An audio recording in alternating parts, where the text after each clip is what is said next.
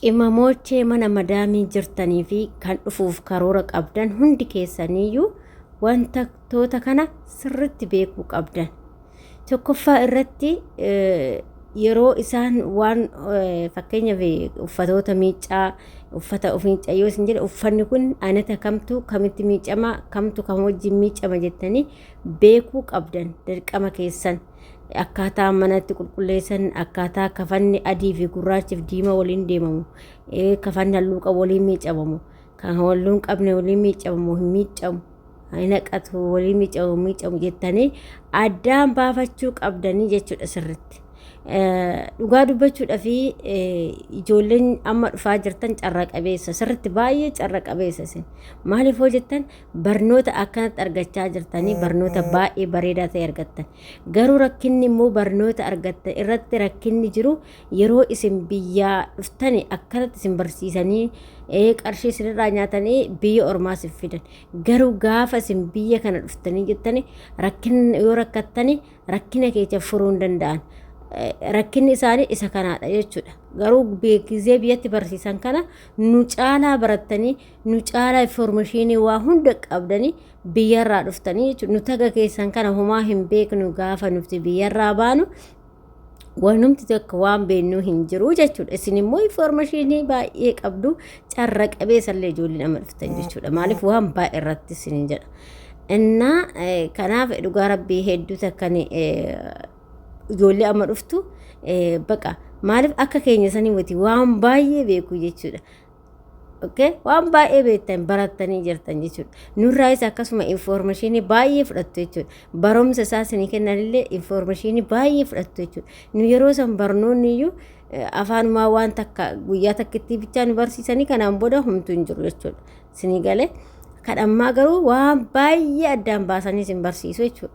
Garuu rakkinni isaanii gaafaas dhuftan immoo isin gargaaruu hin danda'anii jechuudha. Isinii galee ashamaa akkam jirtu hordoftoota kabajamtoota chaanala kootii kan biyya keessaa kan biyya alaa bakka jirtanitti nageenyi waaqayyoo isiniif haa baay'atu. Akkam jirtu nagaa keessanii ani nagaa kooti galata waaqayyoo. Isiniin jecha warri immoo mana kanaaf haarawaa taatan kaa sabskraabii gochuudhaan maamila keenya taa'e. Egaa hordoftoota kiyya akkuma viidiyoo argatanitti viidiyoon kuni waca qaba waan ta'eefan irraa balleesse viidiyoo barnoota qabuudha. Barnoota barsiisaa jiran jechuudha. Ijoollee keessattuu haarawaa dhuftan biyyarraa haarawaa gara biyyoota arabaa dhuftanii fi barnoota kennaman jechuudha. Garuu gaafa barnoota isinii kennan immoo dirqamatti warri biiroo kun gaafa barnoota isinii kennanii birrii seerraa fudhatan dirqama keessanii yeroo mu as geessanii maatii yookiin bira jirtan maatii bira dhaxxassan biratti rakkinni isin qunname isin dhaqqabuu qabu isinii birmachuu qabu. Garuu keenya biirooni gaafa achi viidiyoo waraabuudhaaf beekumtii ittiin argachuudhaaf ittiin of jabeessuudhaaf akkasitti barsiisanii akkas godhu malee garuu gaafa as geechan immoo hin jiru jechuudha. Rakkina guddaa kan gochaa jiru gaafa ijoolleen teenyaas dhuftee rakkina keessa jirtu rakkina san maaliif furuu akka dadhaban ismatu naa galu jechuudha. Maaliif ilmi namaa gaafa rakkatu silaa kan furmaata namaa kennu warruma biiroo santu isaanumatu furmaata namaa kennuu danda'a. Maaliif fookin immoo manni sun yoo gaafa sin taane iyyuu isaantu si qayyaruu danda'a jechuudha. Garuu biiroo asii immoo si jammar si kan si qayyaru dhiisitti gaafa ati bilbilte bilbila sin kaasan jechuudha. Garuu gaafa biyyarraa dhuftan immoo lakkoofsa lama akkas lakkoofsa moobaayilii isaanii barreessanii shurraaba irratti maxxansanii akkasitti isinii kennanii shurraaba isinitti kaawwatanii isinii ergan. Gaafa as geessan sun hin jiru jechuudha. Maaliif baqa hagasuma jiraatte duutee kee namni si beeku hin jiru jechuudha. Erga isaan guyyaa san birrii sirraa uncisanii biyya ormaa kaasii ergani. Ati hojii seente teechee duutee jiraattee kee namni nyaattiin dhuddii kee namni beeku hin jiru jechuudha. Maaliif kuni dallaala gurgurachuu jechuudha barra. Gurgurannaa jechuudha malee silaa ilmi namaa gaafa sana hanga asii galanitti itti gaafatamummaa silaa santu qabaa jechuudha. Maaliif nama keeti lammii keeti gaafachuu qabdan hojii seentanii damoosni isinii kennamaa nyaanni jira dhugaatiin jira jettanii silaa gaafachuu kan qabu eenyu warroota achi biyyarraa fidisanii jechuudha. Garuu gaafa as gahan ijoolleen keenya kun nyaata dhabne jedha, kun siqaayii argine jedha, kun bakka rafne dhabne jedha, kun mana raamoo keessa hojjenne jedha. wannummaan ijoolleen keenya hin haasofne hin jiru jechuudha. Guyyaa guyyaa irratti hojjechaa irra kun waan argaa jirrutti jechuudha. Waan ofii keenya gurra keenya dhagaa jirruu fi argaa jirrudha jechuudha. Ijoolleen keenya wanna ta'aa jira. Kuni maalidha? Rakkina biirooti. Biiroon odoo furmaata ijoollee keenyaa kenna ta'eeti madaamni illee akkaataa irratti taphachuu hin dandeessu jechuudha ijoollee keenya irratti. Waan isheenis furmaata hin kennineef akkasitti ijoollee keenya irratti taphachaa jiru jechuudha. Kanaaf immoo isin ijoolleen keessattuu jechuudha ijoollee haarawa dhuftanii sirritti of eeggadha. Namarraan deemtanii fi abbaarraan deemtanii eeggachuu qabdan. Aluma deemna qofa jettanii hoomii guuttanii tikeettii yookiin immoo qarshii keessan kaffaltanii dhufina waan baay'eetu nama dhiba jechuudha.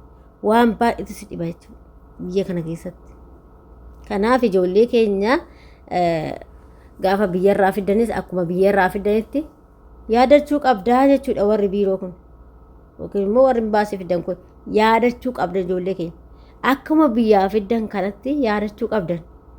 Asitti ijoollee meeqa dararamaa jira, ijoollee meeqatti tumamaa jira, ijoollee meeqa nyaanni dhabnee maaloo sagalee nu ta'a jette ijoolleen ukkaamamtee iyyaa jirti, siqaayii meeqa argaa jirti, hirriiba kan dhabee meeqa jira. Dhugaa waqtii ani immoo sijjamar ka Saudi Arabiyaa kanaa addunyaatti ta'ee jechuudha. Siruma jechuudha, siruma baqa. Namnis immoo akkuma inni baranuu as yaa'uu qabe akkasuma immoo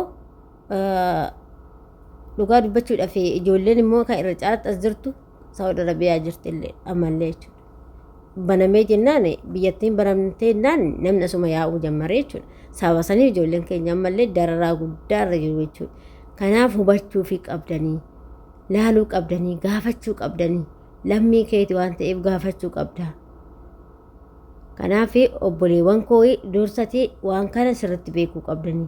Yoo dhuftanii maaltu rakkinni irra ga'u ta'e biiroon kun balbiladhee dhimma naa baasuu danda'a jettanii beekuu qabdan. Biiroo irraa dhuftan irraan jechuudha. Yaa'u oduma dhufteeyyuu biiroo sun kan dhimma sii baasu yoo ta'e malee kan dhimma namaan baafne yoo ta'e faayidaa tokko siin qabu sii galee boru qilee itti si gataa jechuudha. Har'a yoo kan sii mirmateen ta'e jechuudha dirqama. Biiroos mirmachuun isaa dirqama isaatii jechuudha. Innaa kanaaf ijoollee keenya adaraa keessa of eeggannoo guddaa godhaa. Gisee biyyaa baatan keessattuu ijoolleen amma dhufaartan ijoollee haarafti dhufaartan of eeggannoo godhaa. Yaa'u daftanii warruma miidiyaatti iyyattan malee biirootti iyyattanii biiroos ni mirmataan hin jiru. Isaan hin mirmatan. Kanaaf of eeggadhaa isin jechuu barbaada hordoftoota kiyyaa. Ijoollee baay'eedha kan rakkatanii akkanatti karaarratti hafanii bo'aa jiranii akkasuma kan nyaata dhabanii bo'aa jiranii dhugaatii dhabanii bo'aa jiran ijoollee baay'eedha jechuudha. Likkii maleedha. Haasofneetu irratti dadhabne jechuudha. Guyyaa guyyaadhaan wanti nuti argaa jirru jechuudha. Kanaaf adaraa of eeggannoo godhaa. Waaqayyo sinaa eegu sin jedha hordoftoota kiyyaa. Akkasuma warroonni immoo mana kanaaf haarawaa taatan chaanaala kee haarawaa taatanii sabskiraaybii gochuudhaan maamila keenya ta'anitti dabalamaa. Yaadaa fi qeeqa soo qabaattan immoo koomentiitti barreessuun dabatinaa isin jedha. Nu jajjabeessaa. Namni gaafa wal jajjabeessu waan guddaarra ga'uu danda'a waan ta'eef walaa jajjabeessinuu, walaa gorsinuu, waan ati beektu ani hin beeku ta'a, waan ani beeku ati hin beektu ta'a. Namni waa'uma irraa barataan waa odeessinu kana waan odeesse kana keessaa waan tokko fudhachuu dandeessanii jechuudha. Naa akkasi.